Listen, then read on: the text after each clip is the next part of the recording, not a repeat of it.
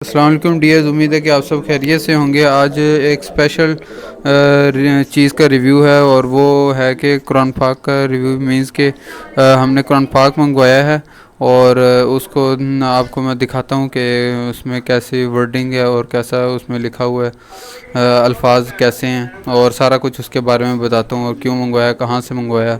تو وہ جو ہے یہ قرآن پاک میں نے سب سے پہلے بتا دوں منگوایا کراچی سے منگوایا ہے، اور راول پنڈی منگوایا ہے۔ اور یہ قرآن پاک اپنے مفتی محمد تقی عثمانی صاحب کا ان کا ترجمہ لکھا ہوا ہے اس قرآن پاک میں، اور ان کا ترجمہ مجھے بہت زیادہ پسند آیا۔ آگے چل کے آپ کو بتاؤں گا کیوں پسند آیا۔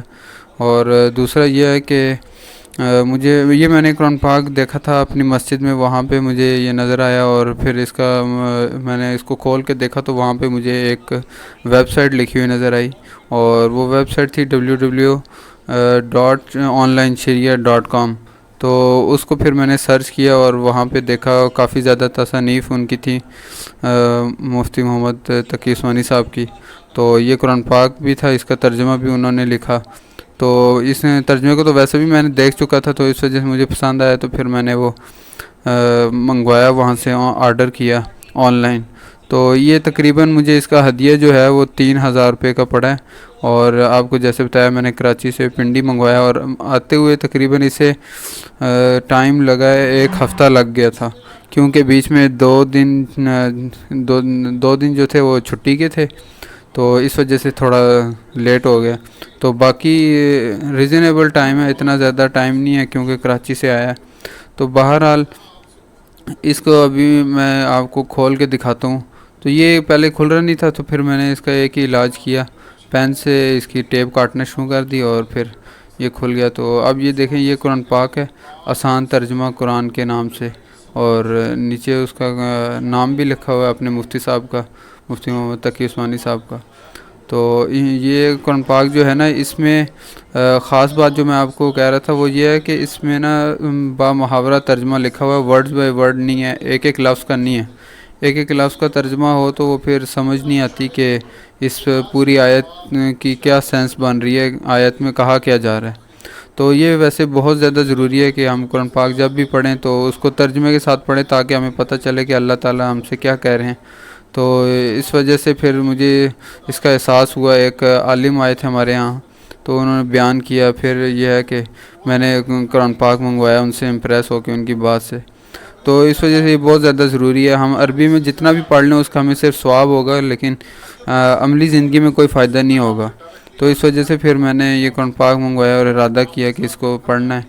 اور ایک اسپیشل بات جو ہے نا اس زمانے میں، وہ یہ ہے کہ قرآن پاک کو قرآن پاک سے پڑھنا چاہیے، نہ کہ کسی ڈیوائس وغیرہ سے، کیونکہ جو ہے نا جو اس میں ہمیں نور اور جو اس کا فائدہ ہمیں قرآن پاک کو دیکھ کے پڑھنے میں ہوگا، اس طرح ویسے نہیں ہو سکتا، تو کسی ڈیوائس وغیرہ سے۔ ہاں اگر مجبوری وغیرہ ہو تو وہ پھر علیحدہ بات ہے۔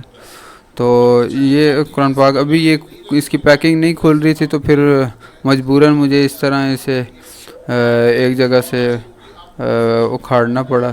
تو یہ ہے کہ بہرحال کرتے کراتے اس کی پیکنگ جو ہے پوری مکمل طور پہ کھل گئی۔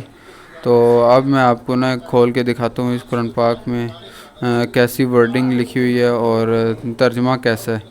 تو مجھے اچھا لگا، پھر میں نے منگوایا، اور آپ کو میں یہ ریکمینڈ کروں گا کہ آپ نے بھی اگر منگوانا ہے یہ ترجمے والا قرآن پاک، تو آپ انہی سے منگوائیں۔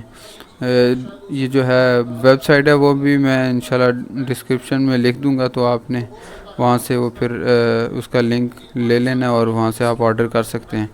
اور پرائس بھی اس کی بہت زیادہ ریزنیبل ہے، صرف 3,000 روپے ہے، تو یہ کوئی بہت بڑی اماؤنٹ نہیں ہے۔ تو یہ ہے کہ ابھی اس قرآن پاک کو کھول کے دیکھتے ہیں، اور پھر میں آپ کو دکھاتا ہوں اس میں مجھے کون سی بات زیادہ اچھی لگی، اور پھر میں نے قرآن پاک منگوایا۔ تو ابھی یہ اوپر سے شاپر بھی ہم نے ختم کر دیے، اسے اتار دیے۔ تو اب یہ آپ دیکھیں، یہ بیچ میں سے کیسی اس کی ورڈنگ ہے اور کیسی لکھائی وغیرہ اس کی ہے۔ تو یہ ساری لکھائی جتنی بھی ہے نا، یہ مطلب ورڈ بائی ورڈ نہیں ہے، یہ با محاورہ ہر آیت کا پورا نا ایک جملوں میں ترجمہ لکھا ہوا ہے، میں جیسے کسی ایک آیت کا آپ کو کھول کے دکھاتا ہوں. تو جس طرح ابھی نکالتا ہوں ایک سورہ لہب ہے، تو سورہ لہب کا آپ کو ترجمہ نکال کے بتاتا ہوں. یہ دیکھیں یہاں پہ نا لکھا ہوا ہے تبت یدا ابی لہب و تب. اس کا ترجمہ آپ دیکھیں لکھا ہوا ہے ہاتھ ابو لہب کے برباد ہوں اور وہ خود برباد ہو چکا ہے. تو یہ مطلب ہمیں نا آیت کا مفہوم سمجھ آ رہا ہے کہ اس میں کہا کیا جا رہا ہے. اگر اسی طرح ایک ایک لفظ کا علیحدہ علیحدہ ترجمہ ہوتا تو ہمیں سمجھ نہ آتا. تو یہ چیز ہے جو مجھے اچھی لگی ہے. تو امید ہے کہ آپ کو یہ ویڈیو اچھی لگی ہوگی. تو چینل کو سبسکرائب کر دیں اور دوسرے بھائیوں سے یہ ویڈیو شیئر کریں تاکہ وہ بھی منگوا سکیں. تو اسی طرح یہ اگلی آیت ہے وہ بھی آپ دیکھ لیں. اسی طرح یہ ساری جو ہے نا آیات کا ترجمہ لکھا ہوا ہے. تو مجھے کافی زیادہ پسند ہے، اسی وجہ سے آپ سے شیئر کی ہے. تو ملتے ہیں انشاءاللہ نیکسٹ ویڈیو میں.